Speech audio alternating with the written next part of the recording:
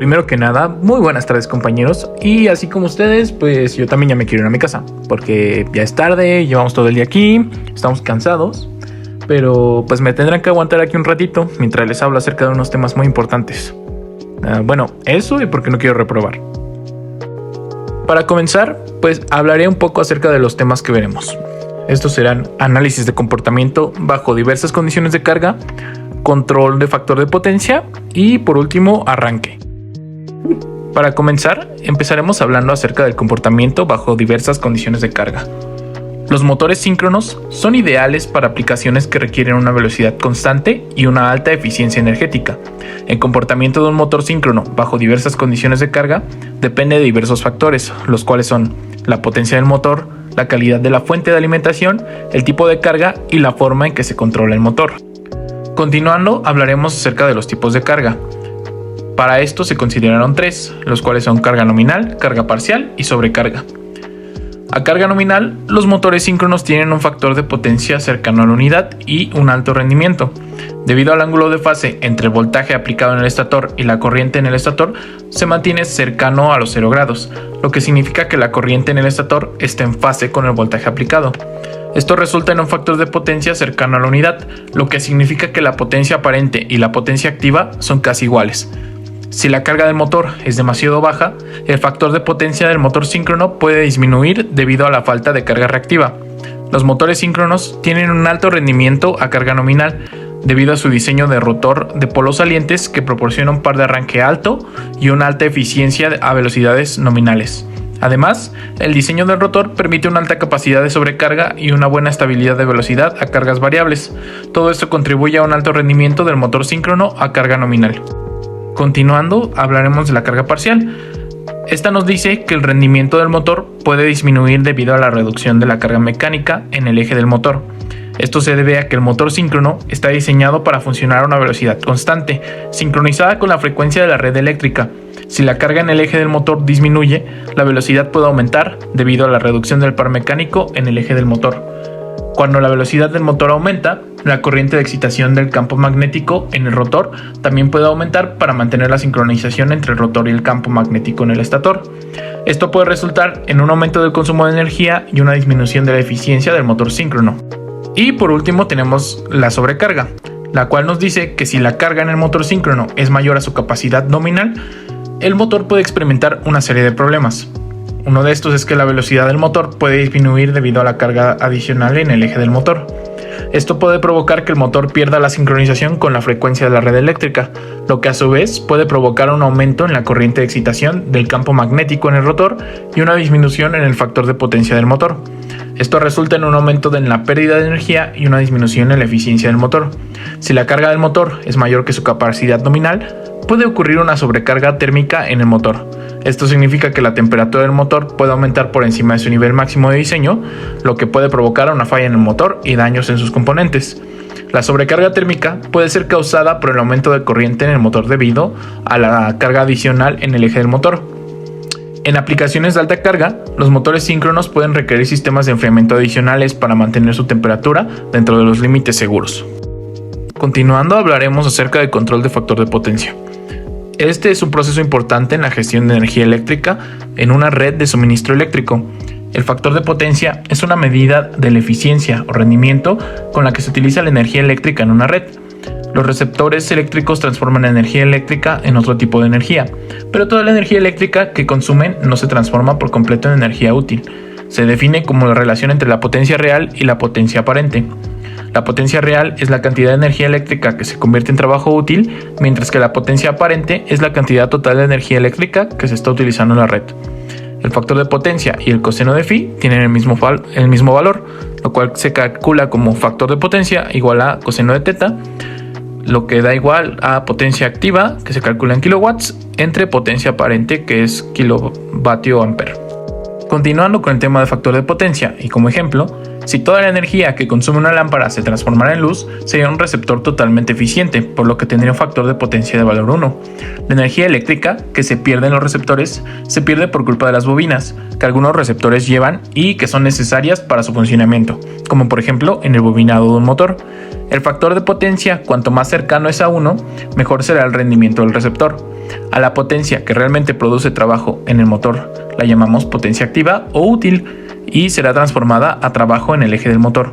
A la potencia absorbida de la red, la total, se le llama potencia aparente y a la potencia perdida se le llama potencia reactiva. La potencia aparente del motor o de cualquier receptor será la suma vectorial de estas dos potencias, la activa y la reactiva. Continuando, vamos a mencionar los desfases entre la tensión e intensidad. Los receptores en corriente alterna provocan un desfase entre la onda de tensión y la de intensidad. En corriente alterna, las tensiones y las intensidades suministradas por las compañías eléctricas son ondas senoidales. Cuando la onda de la tensión empieza y acaba en el mismo sitio, se dice que están en fase. En corriente alterna tenemos tres tipos de receptores diferentes: los resistivos, que son resistencias puras, los inductivos, que son bobinas, y los capacitivos, que son condensadores. Y estos tres los podemos definir de la siguiente manera. Cuando el receptor es una resistencia pura, la onda de la intensidad está en fase con la onda de la tensión. También, cuando el receptor es una bobina, la onda de la intensidad está retrasada a 90 grados con respecto a la de tensión. Y por último, cuando el receptor es un condensador o un capacitor, la onda de la intensidad está adelantada a 90 grados respecto a la de tensión.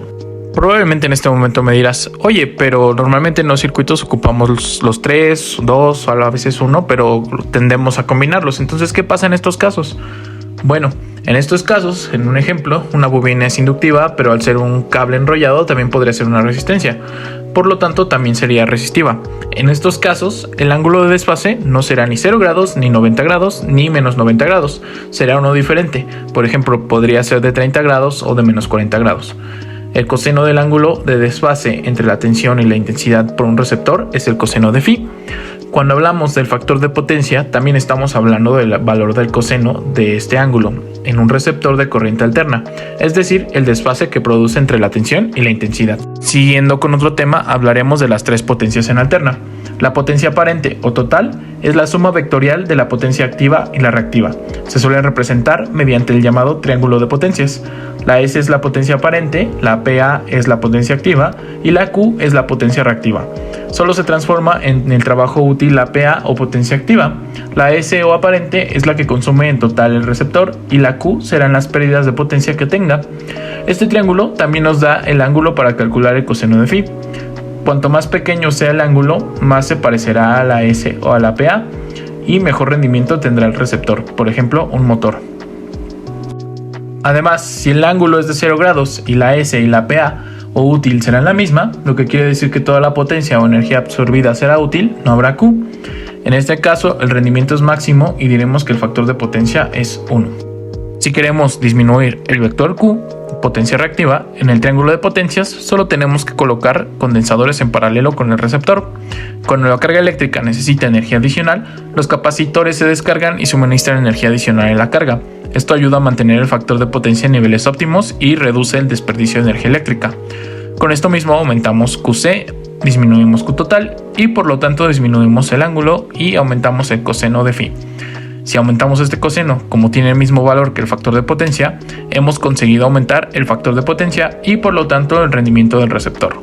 Ahora, hablando acerca de los problemas de un bajo factor de potencia, entre ellos se encuentran el mayor consumo de corriente, aumento de las pérdidas en conductores, sobrecarga de transformadores, generadores y líneas de distribución, el incremento de las caídas de voltaje, incremento de la facturación eléctrica por mayor consumo de corriente, penalización de hasta un 120% del costo de facturación. Ahora, ¿cuáles son los beneficios por corregir el factor de potencia? Bueno, entre ellos están la disminución de las pérdidas de conductores, la reducción de las caídas de tensión, aumento de la disponibilidad de potencia en transformadores, líneas y generadores, el incremento de la vida útil en las instalaciones, reducción de los costos por facturación eléctrica. Las cargas inductivas suelen requerir potencia reactiva para su funcionamiento y cuando se reduce la potencia reactiva se mejora el factor de potencia. Por último, dentro de nuestros últimos temas hablaremos de lo que es el arranque. Esto se refiere al proceso de poner en marcha un motor eléctrico. Esto puede ser un régimen transitorio en el que se eleva la velocidad del mismo desde el estado de motor detenido hasta el del motor girando a la velocidad de régimen permanente. Para que un conjunto comience a girar se necesita que el par de motor supere al par resistente. de manera de generar una aceleración angular de arranque. El proceso de arranque finaliza cuando se equilibra el par motor con el par resistente, estabilizándose la velocidad de giro del motor. Continuando, podemos decir que uno de los problemas del motor síncrono es que carece de par de arranque. Solo cuando el rotor gira a la velocidad del sincronismo o a una velocidad muy próxima a ella, puede ejercer un par motor sobre su eje. Las máquinas síncronas que van acopladas a motores rápidos deben de tener pocos polos, mientras que las que se acoplan a motores lentos deben tener muchos polos. Antes de continuar con los tipos de arranque, hablaremos acerca de dos tipos de máquinas síncronas, las cuales son máquinas de polos salientes y máquinas de rotor cilíndrico. Comenzando con las máquinas de polos salientes, estas tienen más de 4 polos, pero baja velocidad. Su estator es cilíndrico y su rotor tiene polos salientes. Como alternadores se usan acopladas a turbinas hidráulicas o a motores diésel. Como el rotor está sometido a un campo magnético constante, se puede fabricar de hierro macizo. Tienen un entrehierro variable para conseguir que el campo magnético se distribuya sinusoidalmente. Continuando, hablaré acerca de las máquinas de rotor cilíndrico o de rotor liso. Las máquinas de rotor cilíndrico tienen de 2 a 4 polos y una alta velocidad. En estas máquinas, tanto el estator como el rotor son cilíndricos, por lo que su entrehierro es uniforme. Al girar muy rápido, los conductores del rotor sufren una fuerte fuerza centrífuga. Por esta razón, los conductores del rotor se colocan en ranuras. Además del devanado inductor, en el rotor se aloja otro devanado, el devanado amortiguador. Este consiste en un devanado de jaula de ardilla o trozos de jaula. Ahora, por último, hablaremos de los tipos de arranque. Nosotros consideramos 4, los cuales son arranque directo a línea, arranque estrella de triángulo, arranque mediante resistencias en el estator y arranque de 2 velocidades. Comenzando con el arranque directo a línea, la manera más sencilla de arrancar un motor de jaula es conectar el estator directamente a la línea, en cuyo caso el motor desarrolla durante el arranque el par que señala su característica par velocidad. Cuando un motor de jaula se conecta directamente a la línea en vacío, según su potencia, puede adquirir la velocidad nominal en un segundo. Cuando la máquina arranca con carga de poca inercia, el tiempo de arranque del mismo motor podría aumentar entre 5 a 10 segundos. Continuando con el arranque estrella-triángulo, este se trata de un método de arranque basado en distintas relaciones de tensión de línea y la compuesta a la tensión de fase que representan los acoplamientos trifásicos estrella-triángulo. En consecuencia, el método solo será aplicado a motores trifásicos alimentados por una red trifásica, cuyo devanado en el estator presente sus 6 bornes accesibles. A base de un simple cambio de conexión de las fases, el devanado del estator se tiene la posibilidad de reducir la tensión aplicada al motor en la compuesta de la marcha, limitando consecuentemente el golpe de corriente de arranque. El que sigue es el arranque mediante resistencias en el estator. Cuando se necesita un arranque suave y un gran par de arranque, se puede conseguir esto mediante una resistencia única en cada una de las fases del estator. Cuando la resistencia tiene varias terminales, se puede elegir el par de arranque mediante la posición del selector de resistencias. Este método se emplea con motores de jaula de ascensores pequeños, donde, debido a la corta duración de periodo de carga, la resistencia se deja a menudo permanente en el circuito. Por último, tenemos el arranque de 2 velocidades. Estos son motores trifásicos con 2 devanados separados normalmente conectados, cada uno en estrella y teniendo también cada uno de ellos distinto número de polos para obtener una velocidad por cada bobinado. Estos tipos de motores solo se pueden conectar a una tensión y solamente se puede realizar el tipo de arranque directo. Bueno, y eso sería todo. Muchas gracias por su atención.